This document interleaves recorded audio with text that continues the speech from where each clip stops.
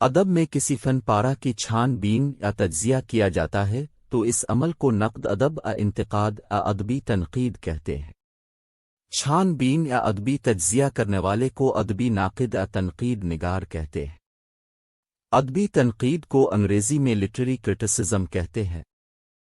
Hudson کے مطابق تنقیدی ادب وہ ہے جو ادب کے متعلق لکھا گیا ہو، اس میں ترجمانی، تشریح اور تجزیہ سب ہی شامل ہیں۔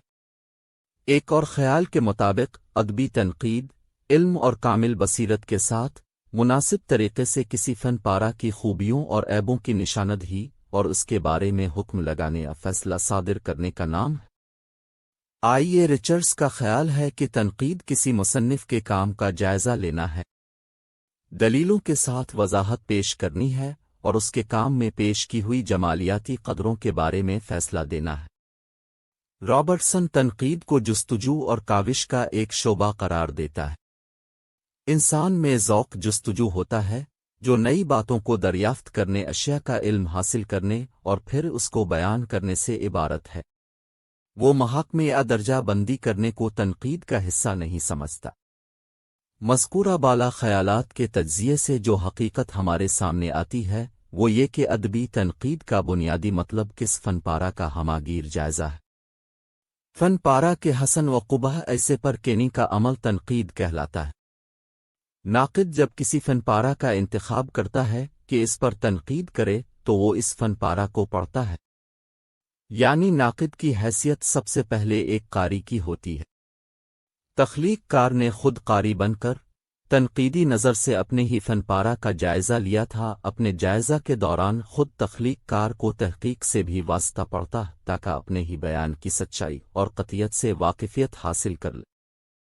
تنقید نگار کو بھی اسی طرح کے عمل سے واسطہ پڑتا ہے، چنانچہ تخلیق کے دوران تنقید اور تحقیق سے اور تنقید کے دوران تخلیق اور تحقیق سے از خود ربط پیدا ہو جاتا ہے۔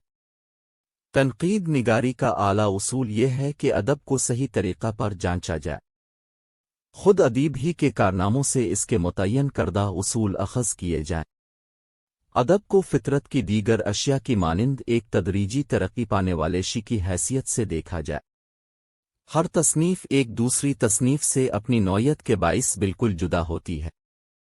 تنقیدی عمل دراصل ایک تخلیقی عمل بھی ہے یا تخلیق مقرر ہے، میکانیکی عمل ہرگز نہیں۔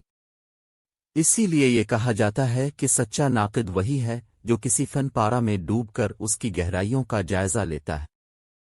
تنقید چھوٹیے عمل کے دوران اس کی تنقیدی حس یہ محسوس کرتی ہے کہ فن پارہ خود اس کے جائزہ کے لیے راہیں متعین کر رہا ہے۔ یہ الفاظ دیگر، ہر فن پارہ اپنی تنقید کا زاویہ خود وضع کرتا ہے، اور کارلائل کا یہ کہنا کہ تنقید اس تخلیقی قوت کو کہتے ہیں جو ادیب کے پیش کردہ کارناموں کو ایک بالکل علیحدہ حیثیت سے دوبارہ پیدا کرنے اور ذہن پر وہی نقش ثبت کرنے کا کام کرتی ہے جو ہمارے دل پر کارگر ہوتے ہیں، مناسب معلوم ہوتا ہے۔ ادبی تنقید انتہا پسندی سے کام لینے اور سطحی تصورات پیش کرنے کا نام نہیں، یہ ایک مقدس اور سنجیدہ عمل ہے جس کی وجہ سے ناقد کو بیک وقت مورخ بھی بننا پڑتا ہے، نفسیات کا ماہر بھی اور پیغامبر بھی۔ سینٹ بیو کے الفاظ میں اچھا نقاد وہی ہے جو اچھا انسان بھی ہے۔